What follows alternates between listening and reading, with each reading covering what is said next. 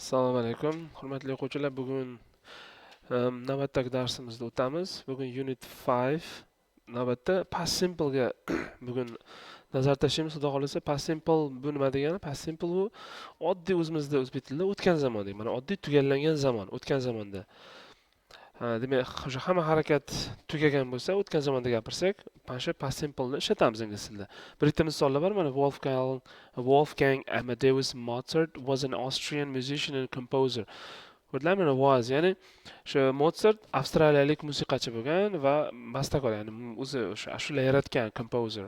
He lived, qaranglar, from 1756 to 1791, ya'ni u 1956-yildan 1991-yilgacha yashagan. He started composing. U shu bastalashni mana u shu bastalashni boshlagan. Ko'rdinglarmi? O'tgan zamonda bu ham. Okay. Wrote more than 600 pieces of music, ya'ni 600 dan ko'p shu musiqa turlarini yaratgan. 600 dan ko'p. Endi qara. He was only 35 old when he died. Zamonlarga e'tibor beringlar. U o'lganida 35 yoshda edi demoqchi. Mana was edi deb tarjima qilsak, died shunda mana o'lgan bo'ladi. Ko'rdinglarmi? Hammasi past simple, ya'ni bu ish harakatlar hammasi tugagan o'zi. Mana men bu yozib qo'ygan qora bilan, mana bular hammasi past simple da, mana shu hamma fe'llar past simple da berilgan ekan. Men o'zim bilmagan ekanman, Mozart juda yosh bo'lgan ekan o'lgan paytda. Xo'p, tugallagan ish harakat. Endi B pointga qarasak, lekin hop, odatda ed qo'yiladi, mana ed deb yozib qo'ygan. O'sha fe'llarga shunchaki ed qo'yib qo'yasizlar oxirida. Bu o'tgan zamonni bildiradi. Asosan ed, mana regular verbs, ya'ni to'g'ri fe'llar deyiladi. Lekin guys, ba'zi vaqtlarda mana bunaqa fe'llar ham bor, noto'g'ri fe'l deyiladi. O'sha irregular verbs bo'ladi ingliz tilida. Ana o'shalarni o'zini formasi bor, o'zini ko'rinishi bor. Uni alohida yodlash kerak. Mana endi past simple ga kelgandan keyin shunchaki qo'shimcha qo'shish bilan ish bitmaydi. Mana ed qo'yib, shunchaki edni qo'yib past simple yarata olaman desalar ham bunaqa bo'lmaydi. Noto'g'ri fe'llar bor, ular ham juda ko'p. O'shalarni alohida yodlash kerak. Xo'p, bir ikkita misol qo'yaylik. Mana to'g'ri fe'l, regular verb yani. I work in a travel agency now. Men hozir agentsiyada ishlayman, sayohat agentsiyasida ishlayman. Before that, undan oldin men I worked in a department store. Undan oldin men o'sha department store'da ishlaganman. Ya'ni katta supermarketda shu kiyim-kechak sotadigan yoki mana shunaqa yoki bir boshqa buyumlar sotadigan katta magazinda ishlaganman. Ko'rdinglarmi? I worked o'tgan zamonda. We invited them to our party. Biz ularni partiyamizga chaqirdik. Invited, ko'rdinglarmi? O'tgan zamonda. But they decided not to come. Nima degani? Ular qaror qilishdi, kelmaslikka qaror qilishdi. Mana decide degan qaror qilmoq degani. Oddiy d qo'ydik, o'tgan zamonga aylandi. Yoki qara, the police stopped me on my way home last night. Ko'rdinglarmi? Ya'ni politsiya nima qildi? Meni to'xtatdi. Qachon? Mana on my way home last night degan uyga ketayotganimda kecha, oqshom. Meni to'xtatdi politsiya. Stopped. Qayerga? Stopped demanglar, u xato, juda katta xato. Stopped deyish kerak. Stopped. Okay, Laura passed, bu ham passed emasda. Laura passed her exam because she studied very hard. Nimaga? Laura nima qildi? Imtihondan o'tdi. Mana pass degani o'tmoq, imtihondan o'tdi. Because chunki u studied o'qidi, very hard, juda qattiq o'qidi. Ko'rdinglarmi? Shuning uchun imtihondan o'tdi. Demak, mana odatda shu ed qo'ydik. Lekin endi qaranglar, mana bu qiziq. Noto'g'ri fe'llar bor, bir xil fe'llar bor, juda ko'p bilan. Uni alohida formasi bor. Uni yodlashlar kerak. Masalan, write yozmoq bo'lsa, o'tgan zamoni writed emasda, uni o'tgan zamoni wrote bo'ladi. Ko'rdinglarmi? See ko'rmoq. O'tgan zamoni see demaylar, uni saw deyishlaring kerak. Go ketmoq. O'tgan zamoni go emas, went. Ko'rdinglarmi? Lekin ayrim hollarda shuna qiziq joylari bor ingliz tilida, anaqa istisno deydi-ku, juda ko'p. Shut yopmoq bo'lsa, o'tgan zamonda ham shut bo'lar ekan. Ya'ni shut demasa-da, shut, hozirgi zamonda ham shut, o'tgan zamonda ham shut. Shut. Okay? Misollarga qaraylik. Mozart wrote more than 600 pieces of music. Mozart 600 dan ko'p musiqa yozgan. We saw Tanya, ya'ni biz Tanyani ko'rdik. To'g'rimi? I went to the cinema, men kinoga bordim. It was cold. Sovuq edi. So I shut the window. Shunga nima qildim? Oynani yopdim. Ko'rdinglarmi? Shut emas. Endi sizlarga bitta qiziq holat aytaman. Hozir 21-pejda bo'lsak, 304-pej, mana shu kitobning 304-pejiga borasizlaring. Hozir ochiladi. Sal anaqa qilyapti kompyuter. Qotib ishlayapti mana. 304-pejiga borsalaring, guys, eslab qo'ying, 304. Mana shu noto'g'ri fe'llarning ro'yxati berilgan. Nechta mana shu noto'g'ri fe'l bo'lsa, asosiy qismi juda ko'pi, endi to'g'ri biriktalari yozilmagan bo'lishi mumkin, lekin asosiy ishlatiladigan fe'llarning hammasini qaranglar mana alfavit sha'nida, tartibida o'tgan zamoni ham berilgan, hamma fe'llarni. Ko'rdinglarmi? Mana hozir kompyuter ozgina qotyapti bugun. Sal load qilsin. Mana hamma fe'llarni qaranglar. Mana shu fe'l, qora yozilgan fe'llar asosiy ko'rinish bo'lsa, shularni sizlar yodlab, tarjimasi bilan o'tgan zamon ko'rinishini ham yodlashlaring kerak bo'ladi. Chunki buni ishlatgan paytlaringda to'g'ri formasida ishlashlaring kerak. Yozganda ham, speaking qilganda ham. Bitta narsaga e'tibor beringlar, mana past simple, o'tgan zamonda o'tyapmiz hozir, mana past simple da o'tyapmiz hozir. Sizlar faqat mana shu ikkinchi ustunni yodlanglar hozircha. Keyin biz present perfect degan zamonga kelamiz yoki passive voice yoki boshqa yana holatlar bor. Unda mana 3-ko'rinishni yodlaysizlar. Ingliz tilida shunaqa 3-ko'rinishi ham bor fe'l. Fe'l 3ta ko'rinish bor ekan. Mana asosiy ko'rinishi infinitive, o'tgan zamondagi ko'rinish, passive, past participle deyiladi. 3-ko'rinishi bor. Buni hali alohida o'rganamiz, bunga alohida to'xtalamiz. Hozircha menga mana shu ikkinchi ustunni sekin yodlashni boshlashlaring kerak o'zi. Okay, tarjimalari bilan hammasini. Xo'p, bu bo'ldi. Endi qaytamiz. Hozir nimagadir bugun kompyuterim bilmadim. Men ko'z tegdi, qanaqa juda sekin ishlayapti. Xo'p, C point endi formulasini ko'rib chiqamiz. Demak, darak gap bo'lganda bildik, shunchaki ed qo'yamiz fe'lning orqasiga yoki maxsus o'sha fe'l bo'lsa uni yoki noto'g'ri fe'l bo'lsa uni o'zini ko'rinishi bor, mana C, so'ga o'xshagan. Okay? Darak gap. Bu oddiy bo'ldi. Mana bu anaga farqi yo'q. Nima deydi? Shaxsini farqi yo'q. Birinchi shaxs, ikkinchi shaxs, uchinchi shaxs hammasiga mana bir xil ketadi. Enjoyed, hammasiga I enjoyed, you enjoyed, they enjoyed, we enjoyed ketaveradi. I saw, you saw, they saw, she saw. Hamma shaxsga bir xil fe'l. O'tgan zamonda. Ana endi savol yasaymiz, yordamchi fe'l kerak bizga. Eslaringizmi? Present simple da do, does bilan boshlardik. Ing bo'lsa, present continuous bo'lsa, are, is, am bilan boshladik savolda.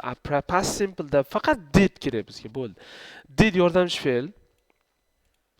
Endi boyagidek o'zgarmaydi shaxsi, birinchi shaxs, ikkinchi shaxs farqi yo'q.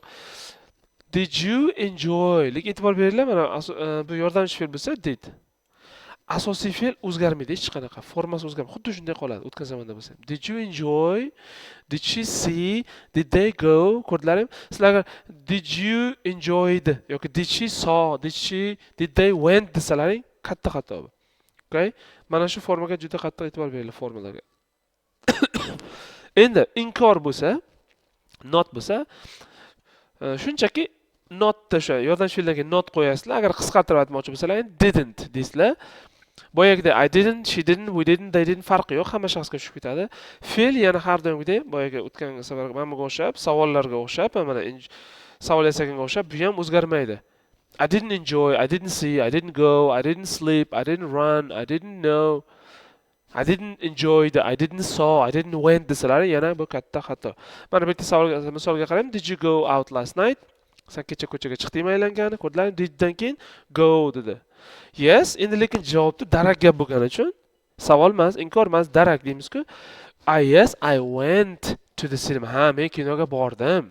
But I didn't enjoy the film. Lekin menga yoqmadi kino dedi. Ko'rdinglarmi? Didn't bo'lgani uchun enjoyni o'zini yozdik. Agar didn'tlar bo'lmasa, mana bu fe'lni o'tgan zamonini to'g'ri qo'yishimiz kerak.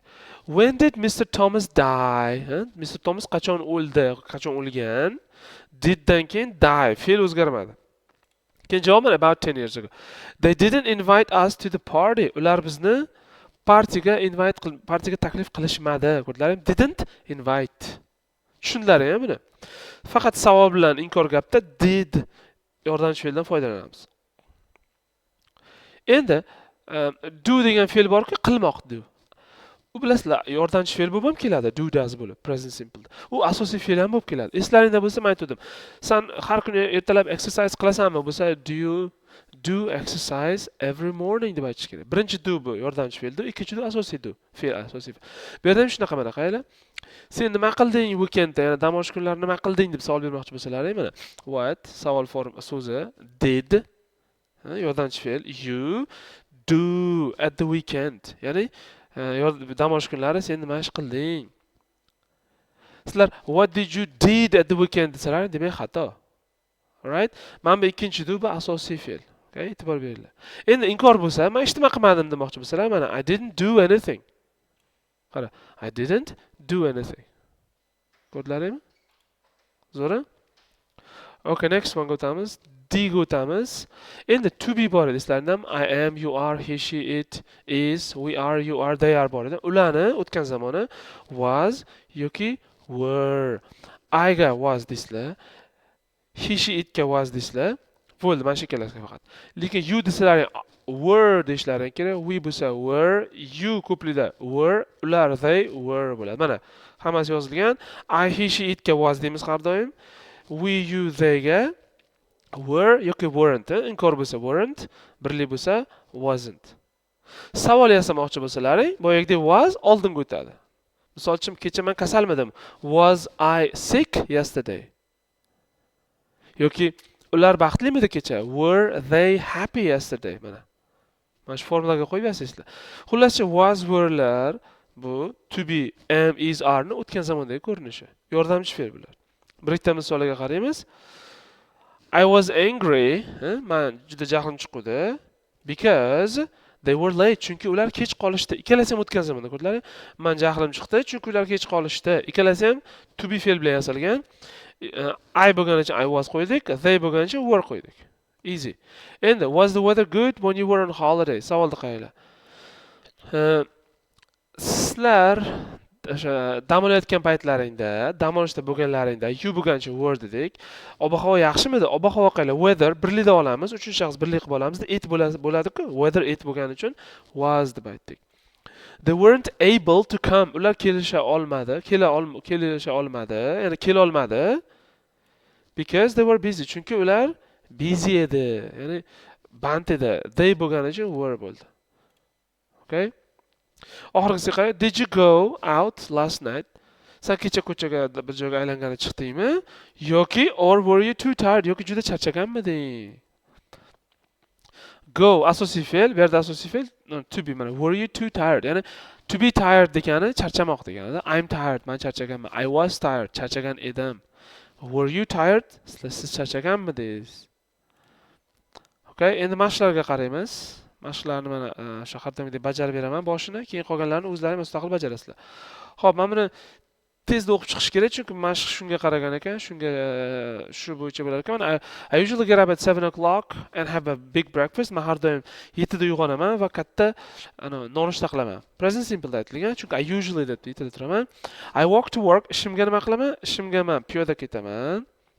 Which takes me about half an hour. Yarim soat vaqtimni olar ekan ishga ketishim. Keyin nimalar bosilib ketdi? Sorry guys, men buni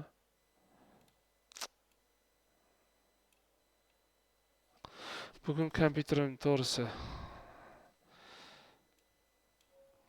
umuman kerak emas bizga bu narsa. Sorry, uzr. Xo'p, I start work at 8:45. Ishimni 8:45 da boshlayman. I never have lunch. Hech qachon obed qilmayman. I finish work at 5 o'clock. Ishimni 5 da tugataman. I'm always tired when I get home. Har kuni uyga kelganda charchayman. I usually cook a meal in the evening. Men kechga ovqat pishiraman. I don't usually go out. Men ko'pincha ko'chaga chiqmayman. I go to bed at about 11 o'clock. 11 da men uxlashga yotaman. And I always sleep well. Men har doim yaxshi uxlayman. Ko'rdinglarmi? Mana bu hammasi present simple deb berilgan. Endi xo'p, savolda bunaqa deb boshqacha berilgan ekan. Yesterday was a typical working day for Laura degani kecha Lauraning kuni har doimgidek o'tdi. Write what she did or didn't do yesterday. Kecha u nima qilganini, qilmaganini yozishimiz kerak ekan. Men bu tekstchaga qarab. Xo'p, har doimgi bo'ladigan ish men bu. Shuni biz o'tgan zamonda qo'yishimiz kerak mana bu mashqlarda. Qara, she got up at 7 o'clock birda. To'g'ri. Chunki har doim yetida turaman dedi. She got up at 7 o'clock. Get o'tgan zaman got bo'ladi. Ikkinchisiga qo'yamiz. Qara. She big breakfast. Nima deyapti bu yerda? Mana bunga qarasalaring. I usually have a big breakfast. Men har doim juda katta nonushta qilaman dedi. Shunda mana bu yerga qilamizda. She had a big breakfast deymiz. Have da o'tgan zamanda yozdim. 3 da she lekin mana bu yerda nimaga bo'sh? Bizga yetarlicha so'z bermabdi bular 3 ga. I walk to work which takes me about half an hour. I walk to work. Mana shuni yoz, mana shu qismni yozishimiz kerak ekan. She o'tgan zamonda faqat walked to work deymiz. Chunki walk ni o'tgan zamoni walked. Id qo'ydik. Mana bu walk bor-ku, mana shuni qo'ydik hozir. Xo'p, 4-sini qilaman bo'ldi keyin. Ya'ni meni yarim soat vaqtim ketadi ishga ketishda, ishga e'tibor uchun debdi. Chunki to get to work degan ishga e'tibor bermoq degan. Shunda it o'tgan zamonda bo'lgani uchun it take ni o'tgan zamoni took bo'ladi. It took me atamiz half an hour deb yozaylik. Ya'ni yarim soat, half an hour. Ishga yetib borishimga menga ishga yetib borishimga yarim soat vaqtim ketdi. Xullas, mana shu tekstga qarab, mana shu navbat bilan o'tgan zamonda qo'yib chiqsalaring bo'ldi fe'llarni. Men bu boyaga ro'yxat berdim-ku, 304-betda edi gash. O'sha ro'yxat bilan qo'ysalaring bo'ladi. Endi mana bu fe'llarni biz o'tgan zamonda qo'yib chiqishimiz kerak. Buy, catch, cost. E'tibor berib qarasam, bularning hammasi noto'g'ri fe'l ekan. Irregular. Shuning uchun sizlar boyaga ro'yxatga qarab qo'yib chiqishlaring kerak. How did you learn to drive? Mashina haydashni qanday o'rganding? My father, ya'ni otam o'rgatdi demoqchida. Bizga qani teach kerak. Teach ni o'tgan zamoni bo'ladi, taught bo'ladi, guys. Mana, my father taught me. Ya'ni otam o'rgatdi menga. Teach ni o'tgan zamoni. 3. We couldn't afford to keep our car, ya'ni biz mashinani olib qola olmadik, bizga qimmatga tushib ketdi. Afford degani o'sha qurbimiz yetmadi. So we shuning uchun nima qildik? Sotib oldik demoqchi. Mana sell bormi? Mana sellimiz bor. Shunda sellda o'tgan zamoni ro'yxatga qarasalaring sold bo'ladi. Bu oson ekan. Sizlar shunchaki mana bu fe'llarni topib, mana tepadagi fe'lni joyiga qo'yib, o'shani o'tgan zamondagi ko'rinishini to'g'ri qo'ysalaring bo'ldi. Okay? Ro'yxatga qarab qilamiz buni ham. Vaqtimiz kam bo'lgancha men testda tushuntirib ketyapman. Endi bunisi 5-3 ga o'tamiz. Jamesga savol beryapmiz. Qanday bo'ldi holiday? Savol beramiz endi faqat. 1 qilingan 2 dan boshlaymiz. So to the US, we went on a trip from San Francisco to Denver. How qanday qilib Denverga qanday yetib bording deb savol beramiz hozir. How savol bo'lgani uchun did you yetib bording biz get olamiz to Denver deylik. Menimcha savol berdik. Ya'ni sen qanday qilib Denverga yetib bording? Javob by car savol beryapmiz. Yes, javob. We hired a car in San Francisco. Biz San Franciscoda mashina olib yetib bordik. 3-sini qilib beraman. It's a long way to drive. Juda anaqa, juda ko'p haydash kerak, uzoq demoqchi. How long to get to Denver? Ya'ni Denverga yetib borgunlaricha qancha vaqtlaring ketdi demoqchi. Okay? Shunda how long savol so'zlari har doim birinchi o'rinda. How long degani qancha ko'p? How long savol bo'lgancha did deymiz. Did it deb aytishimiz kerak endi. It take bo'ldi. How long did it take to get to Denver? It takes me desalar mana shuncha vaqtim ketadi demoqchi, okay? Did bo'lganicha mana fe'l o'zgarmadi. 6 ta ekan, qolgan 3 tasini o'zlaring bajarasizlar. Savol bo'lganicha faqat did bilan qo'yasizlar. Oxirgisi mana bu qavs ichidagi fe'lni to'g'ri formaga qo'yamiz bo'ldi. Inkor bo'lsa inkor, savol bo'lsa savol, positive, negative qo'yib chiqamiz. Okay. 3. I knew Sarah was busy. Sarah juda Zaraning o'sha bandligini biluvdim. No, knew o'tgan zaman biluvdim. So I disturbed degani mana odamlar. Bu degani xalaqit bermoq. Va shuning uchun men unga xalaqit bermadim demoqchi-da. Shunga inkor bo'lgancha so I didn't deymiz. Fe'lni qayda disturb deymizmi? Yo'q. Bu inkor bo'lgani uchun shunchaki disturbni o'zi qoladi bo'ldi. Inkor bo'lsa men bu fe'l disturb o'zgarmaydi. Lekin darak gap bo'lsa o'zgartirasizlar. To'g'rini ham qilamiz. We were very tired. Biz juda charchagan edik. So we party early. Shuning uchun biz partiyani vaqtida tark etdik. Leave ni o'tgan zamonni topasizlar formadan. So we left bo'ladi buni o'tgan zamoni. Darakka bo'lgani uchun shunchaki buni o'tgan zamonni qo'ydim bo'ldi. 5 ni ham qilib beraman bo'ldi. The bed was very uncomfortable. Men kravatim juda uncomfortable, juda noqulay edi. Deb shuning uchun men yaxshi uxlamadim demoqchi menimcha. Shunda uxlamadimmi? Inkor bo'lgani uchun I didn't deymiz. Sleep asli buni o'tgan formasi slept bo'ladi, lekin didn't bo'lgani uchun, inkor gap bo'lgani uchun shunchaki I didn't sleep well deb qoldiramiz. Xo'p, bugunga shu azizlar. Bilaman, past simple juda qiyinlashib ketdi, chunki noto'g'ri fe'llar o'zini fe'l ko'rinishi paydo bo'ldi. To'g'rimi? To'g'ri fe'l bor, noto'g'ri fe'l bor. Juda katta bizga ro'yxat berildi, o'shalarni yodlashimiz kerak. Endi ingliz tilida shunaqa, shuning uchun yodlash kerak, guys. 304-bitga borasizda mana pageda. O'sha blue kitobda, 4th edition kitobini 304-bitni ochib, o'sha pageda rasmga olib yokichi Google'dan ham qidirsalaring, misol uchun irregular verb list desalaring, o'zi chiqaveradi. Eng ko'p ishlatilgan fe'llarni o'tgan zamon ko'ring. O'shalarni albatta yodlashlaring kerak, chunki keyingi darslarimizga juda kerak bo'ladi. Xo'p, buguncha shu. Xudo xohlasa sizlar bilan keyingi darsda ko'rishamiz. Vazifalarni bajaringlar, mashqlarni tugatinglar. Videoni tushunmagan bo'lsangiz, yana 2-3 marta ko'ringlar. Xudo xohlasa keyingi videolarda ko'rishguncha xayr guys. See you guys.